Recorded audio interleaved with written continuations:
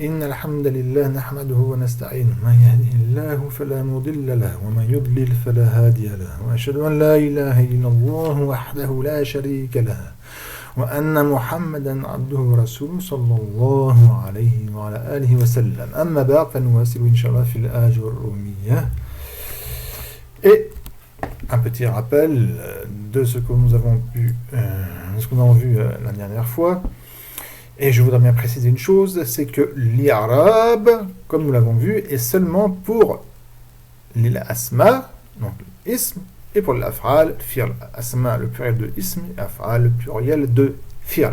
Et le harf, il n'y a pas de i'rab. Il n'y a jamais pour aucun harf, pour aucune lettre. La raf'a, wa la nasba, wa la khafda, wa la jazma, fil harf. Il n'y a pas de raf, il n'y a pas de nasb, il n'y a pas de khafd, il n'y a pas de jazm dans la lettre, dans le harf, pour la lettre. Pour les huruf, impossible, même dans un état. Il n'y a aucun i'rab pour les huruf, que cet i'rab soit prononcé, marfoudan, ou considéré, muqaddaran, ou estimé, ou pas estimé, ou dans un état, mahalan, jamais. Pourquoi? Parce que toutes les lettres, sans aucune exception, n'ont pas d'état pour elles de l'irab. L'irab, l'ism, l'ilfir, l'harf. Donc l'irab c'est seulement pour le ism, le fi'l, pas pour la lettre. Par contre, une lettre, un harf, peut être un amil, une action, donc qui va donner un i'rab, peut être un jazim, un nasib, etc. Comme on avait vu, comme par exemple pour la lettre, pour le harf lam adhab ila New York. Lam c'est un harf, mabni ala sukun, la mahal lahu min l'irab. Donc c'est un harf, n'a pas d'irab, aucun état, rien. Et pourtant, c'est lui qui venait le jazm, donc l'irab du fi'l adhab. الحروف كلها مبنية كل الحروف مبنية d'accord لا محل لها من الإعراب أما الاسم والفعل فيعربان ويبنيان. الإعراب c'est la base, c'est cette petite harakat. Par exemple, un exemple ici, le dhamma dans alhamdulillah. La الحمد مبتدا مرفوع علامة الرفع هي الضمة الظاهرة على آخره. Et أين الرافع, c'est qui a donné le raf, c'est al-ibtida, le fait de commencer, d'accord. Et comme on voit, sache donc quand si je dis inna alhamda lillahi, il y a un fatha maintenant. Pourquoi? Parce que ici inna qui est un harf mabni ala fatha la mahal lahu min al-i'rab, donc cet harf c'est cet harf-là qui a donné le nas, qui a changé l'irab ici. Ici c'était marfou et maintenant il est devenu mansoub. Kullu nafsin dha'iqatul maut. Ça c'est dans le Coran avec un shadda ici. Excusez-moi. Hop, il faut que je change le clavier en arabe. Il s'est mis ici. Kullu nafsin dha'iqatul maut. Chaque âme est à goûter la mort. Donc chaque âme goûtera la mort. Kullu ici, il est marfou, parce qu'il y a un dhamma. Nafsin, il est marfoud, ou majrour. Vous dites marfoud ou majrour, comme vous voulez, parce qu'il y a un kasra. Dha'iqatu marfou, al-mawti majrour. Nous continuons, incha'Allah, le cours. Et nous arrivons ici. Donc, Ibn Ajurrum, rahimahullah, a dit, قال باب معرفة علامات الإعراب, le chapitre de la connaissance des indications de l'Arab. Et donc c'est tout ce qui est dhamma, fatha et le kasraji et le sukun, et ce qui remplace, comme je vous avais dit, il y a des choses qui remplacent le dhamma. Et bien là c'est maintenant qu'on va étudier tout ça. C'est-à-dire, quand est-ce qu'on va donner un dhamma? Juste avant, on a vu que, par exemple, le mubtada, il est marfour. Donc, quand un ism est mubtada, on sait qu'il faut qu'il soit marfour. Donc, le ism, il prend un raf. Et quand est-ce qu'un ism prend un dhamma et tout ça, c'est à partir de maintenant qu'on va tout étudier ça. Donc, d'abord, on va étudier toutes les indications. Par exemple, le dhamma. Donc, le dhamma, c'est la base pour le raf. Et remplace le dhamma, le waw, l'alif wa noum. Et là, on va le voir. Ensuite, plus tard, quand on a tout utilisé, on va savoir quand est-ce qu'un ism est marfour. Quand il est, par exemple, mubtada, khabar, fa'il, etc. Ibn Ajurr a dit les rafi arba'u alamat. Pour le raf, il y a 4 indications. Ad-dammatu, le damma, et c'est la base. هي العلامة الأصلية, c'est l'indication de base qui est le damma. والواو, الواو, donc on va le voir ici le waouh, quand est-ce qu'on va le mettre, comme par exemple, le damma par exemple, je vais dire muslimoun, un musulman, muslimoun, un musulman, donc c'est un damma. Les muslimoun est marfour avec le damma. Le waouh, c'est par exemple jam mudhakkar salim, muslimoun, des musulmans, muslimoun, donc le waouh, ça va être l'indication du raf. Dans le mot muslimouna, il n'y a pas de damma. Je vais vous l'écrire ici, Inch'Allah. Muslimouna, je mets juste la haraka de la fin, donc muslimoun. L'indication du raf ici, c'est le waouh, comme on va le voir, c'est pas le fatha. Et l'alif, deux musulmans, muslimani, c'est le alif qui est l'indication du raf. An-nun, yuslimouna, ils font l'islam, ils pratiquent la soumission. Yuslimoun du verbe aslama, et le masdar du verbe aslama, yuslimou, c'est islam, faire la soumission. D'accord?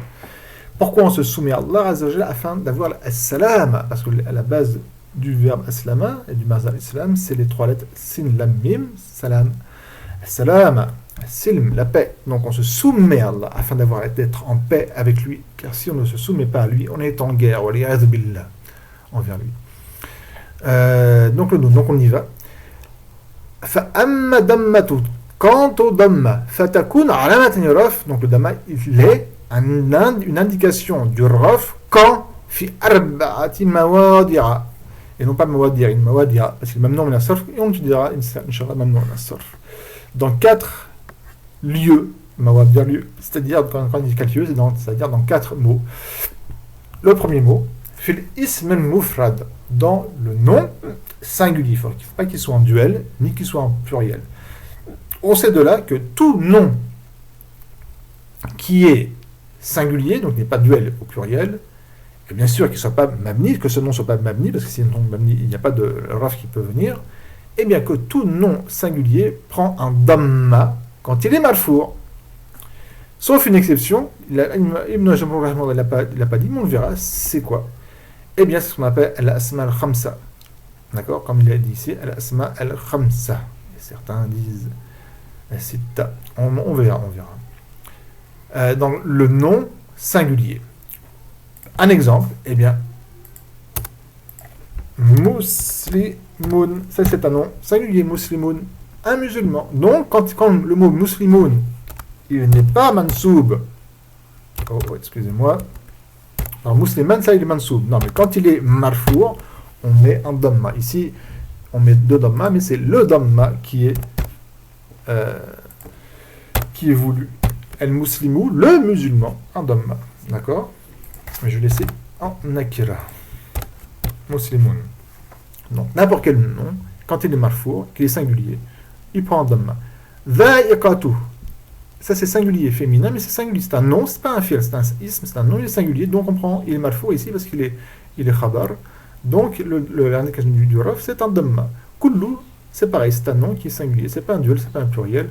On va retrouver d'autres, Inch'Allah, peut-être par ici. Le mot al-yarab, c'est un singulier, c'est pas un pluriel. Le pluriel, c'est al-yarabat.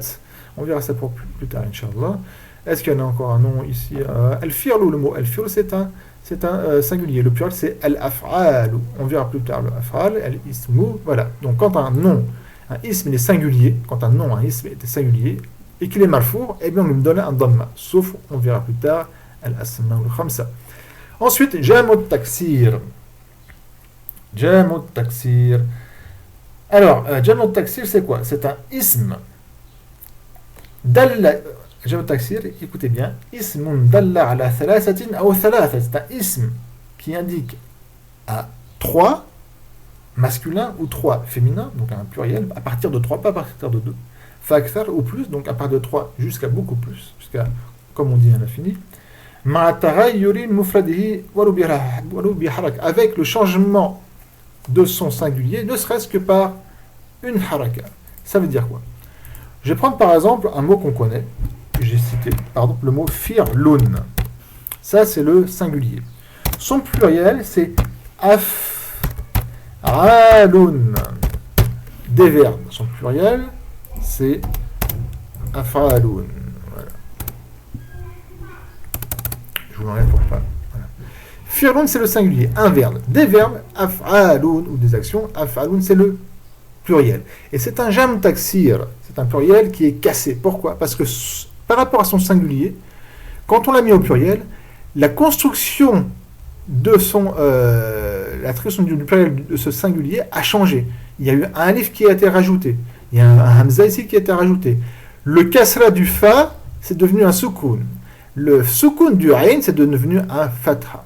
Donc, ça, c'est ce qu'on appelle un jam taksir, c'est un pluriel qui a été cassé. C'est-à-dire que pour avoir le pluriel de ce singulier, il a fallu casser des lettres, c'est-à-dire qu'il a fallu casser exactement son singulier en rajoutant ici des lettres et en changeant des harakat.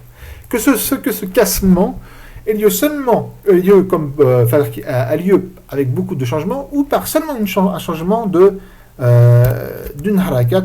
Par exemple, le mot lion, c'est asadoun. D'accord? Un lion, asadoun. Il a plusieurs pluriels. Parmi ces pluriels, il y a usudoun. Il y a plusieurs pluriels. D'accord? Un de ces pluriels, donc des lions, on dit usudoun. Et vous voyez que là, le hamza n'a pas changé, il est toujours là. Le sin est toujours là et le dal est toujours là. Il n'y a pas de alif comme ici qui a été rajouté. Par contre, ces harakats ont changé. Et par le simple fait que ces harakats ont changé, d'accord, eh bien, c'est un jam taksir. Voilà pour le jam taksir. Ensuite, Ibn Ajrum a dit wa jam al-mu'annathi salimi, et le pluriel féminin salim qui est sain. Sain, ça veut dire c'est le contraire de taxi, c'est-à-dire que son pluriel a été sain, c'est-à-dire que son singulier n'a pas été changé. Son singulier est resté sain, c'est-à-dire qu'il n'a pas eu de changement. Je prends par exemple une musulmane, muslimatun, une musulmane. Le pluriel de muslimatun, c'est quoi? C'est muslimatun. On voit dans muslimatun que ce singulier n'a pas, que son pluriel n'a pas, que le pluriel de muslima n'a pas eu, c'est-à-dire qu'on n'a pas besoin de casser le mot muslima en rajoutant ou en enlevant des lettres ou en changeant des harakat pour avoir son pluriel. On retrouve le mim avec un dhamma, mim dhamma, sin avec un sukun, sin sukun, lam avec un kasra, mim avec un fatra, mim avec un fatra. Il y a seulement tal mouta qui a été changé en alif et ta. Donc c'est ce qu'on appelle un jam muannas salim, le pluriel féminin, d'un féminin qui est salim, dire qu'il est sain, dire qu'il n'a pas eu de taxi, il n'a pas eu de cassage du singulier. Voilà. Je vais voir s'il n'y a pas autre chose à dire sur ça. On l'appelle aussi, il a un autre nom, jam muannas salim, on l'appelle aussi ma jumira bi alif wa ta mazidatan ala mufradihi. C'est ce qui a été rajouté, c'est le jam ou jam'u excusez-moi, c'est le jam'u bi ziyat al-alif wa ta. On appelle aussi le pluriel par un rajout du alif et ta, c'est-à-dire qu'il y a n'importe quel mot où un alif ou un ta a été rajouté, eh bien il devient ce que d'autres appellent jam' muannas salim, et là, quand il est marfour, on met un damma, on ne met pas autre chose. Ensuite, wal fi'li al-mudari'i alladhi lam yattasil bi akhiri shay. Suivez bien ici. Wal fi'li al-mudari'i alladhi lam yattasil bi akhiri shay. Qu'est-ce qu'il veut dire ici? Ibn Ajrum rahimahullah. Donc le verbe mudari', donc c'est un verbe, quand le verbe, parce que juste avant les trois c'était des asma, c'était des noms. Maintenant, il y a un verbe qui accepte le damma quand il est marfour. C'est quoi? C'est le mudari'. Il faut que c'est le mudari'. Donc le verbe Mardi, il n'accepte pas d'être marfour. D'accord? Il n'a pas au minimum, il n'a pas d'indication de son indication du raf, s'il devait être raf, mais le fi'l mardi ne peut pas être marfour, comme on verra. Donc le fi'l mudari', il peut être marfour, et son indication du raf, et cette damma à condition que rien à sa fin ne s'attache. Lam yattasil bi akhir shay. Le mot shay veut dire une chose, mais quand il est avec la négation, ça veut dire le rien en français. Rien. Quand on ne veut dire rien, on utilise le mot shay, une chose, et on met une négation. Ça veut dire rien. Et que donc que rien ne s'accroche à sa fin. C'est-à-dire que le fi'l mudari', il faut rien qui s'accroche à sa fin. Ça veut dire quoi? Là, il faut que j'écrive pour bien vous faire comprendre. Yaf'alu, il fait.